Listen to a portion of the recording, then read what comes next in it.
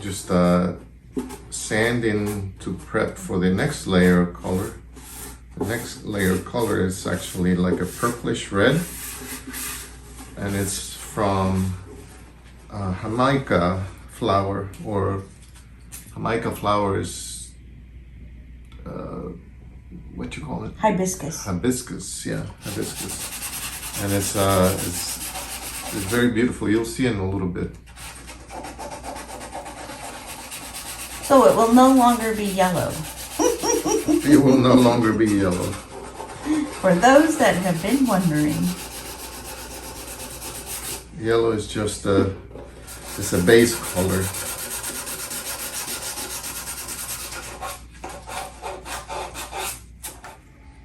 So I'm going to apply the next layer of color. So you can see I did a yellow color, and now I'm going to do that Jamaica.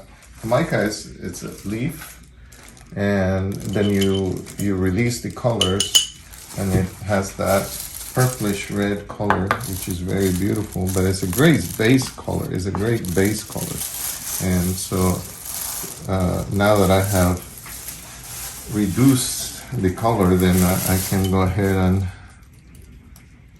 and apply that, and that's the color that's going to transfer. Well, it's going to mix with the yellow, so when it mixes with the yellow, it changes to a different color. You can see it's a very pretty, very earthy color. It's not brown, it's not orange, it's just a pretty color. And then you can see now the grain of the maple starting to come out more. It starts building the character. Can you see it there? And that's just from... So we're raising the grain at the same time, and then making all that pattern of the maple come out, and it's gonna give the instrument, the back, a very pretty texture. Not just color texture, but just the appearance. And then when now you can see it a little more. So that saturation, the two colors will blend together, and they'll get deep into the grain of the wood, and it gives that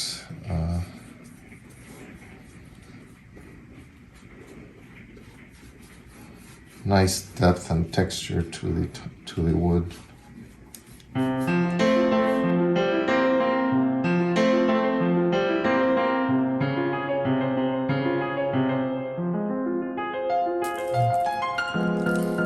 So some parts take it more than others, but that when it completely dries, it'll be more even color. And of course have to go back over it with.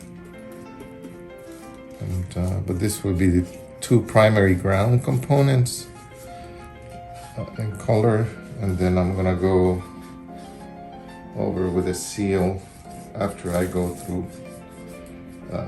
sanding to even out the surface and get rid of the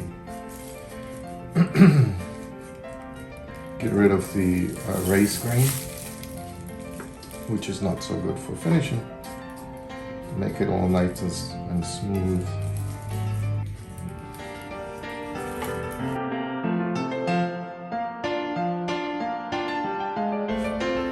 Just to be clear, this is not varnish, it's ground color preparation.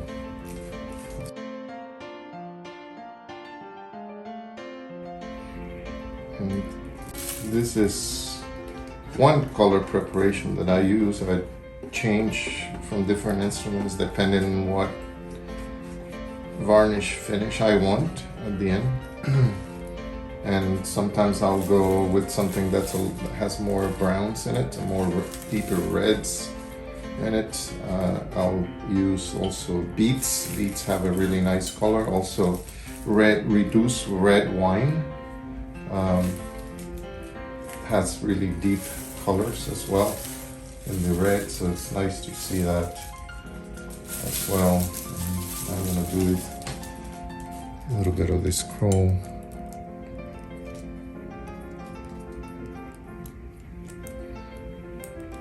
For this one, as Tirsa edited before, I'm doing a flat ribbon rather than the too rich scroll. I think it gives a really cool effect. It's almost like a birthday gift ribbon.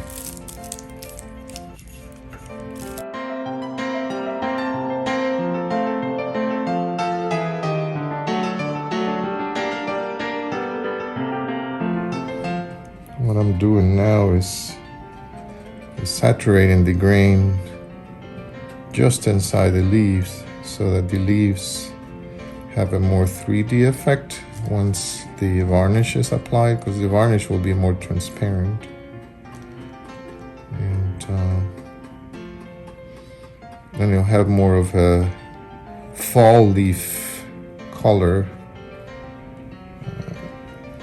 The model of the leaf that I use for the engraving here is a sugar maple, which is prominent in the Northeast US, Europe, and Asia. And Canada, of course, has it as well. It's not exclusive to Canada.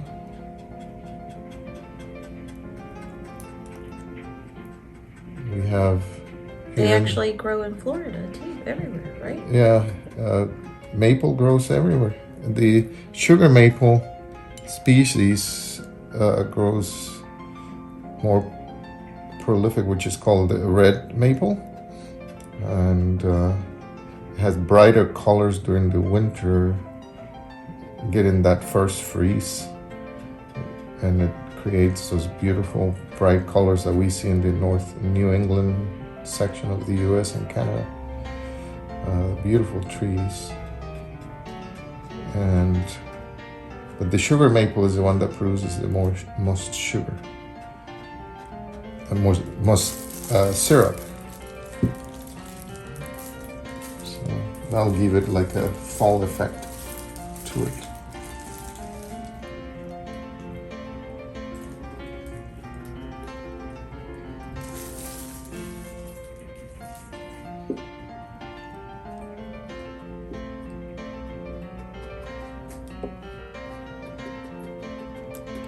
Wood will do what wood will do. If you don't want it to do what it's natural to it, then you put a seal and then treat it as a canvas. I like to let the wood absorb the colors as however it's going to do it, and then let it nature take its course, and then nature will surprise you. Nature will surprise you.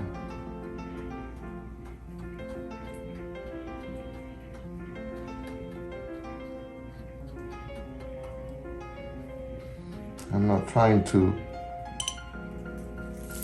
other than the drawing, I'm not trying to make something out of the leaf. I'm letting the leaf do the wood do what it's going to do, and then I'll react to it. And the process of creativity comes from interacting with the wood rather than you trying to force the wood to do a certain color or anything like that. So in this case, we'll let it rest and see what we get.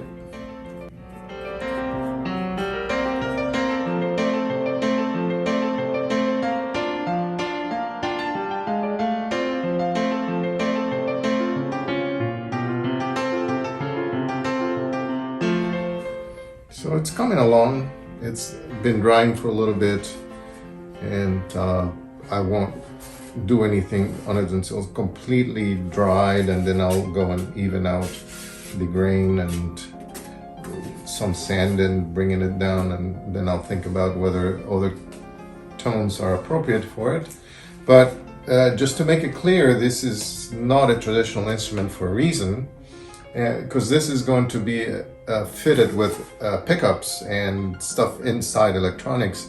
So this is an electronic violin. That's what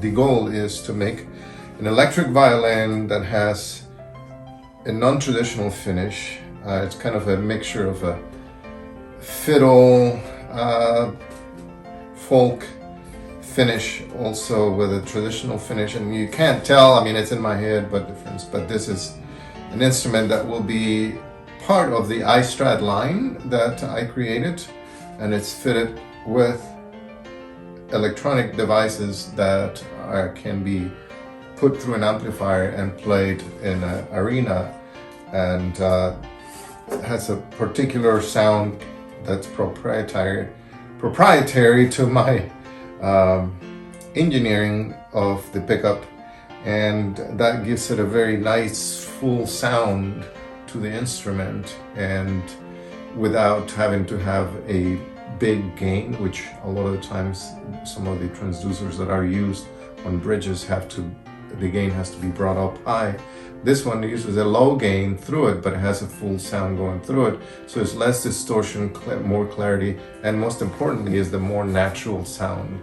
So this is just the process of finishing something that will have a different artistic value for an electric violin. We'll see how it goes.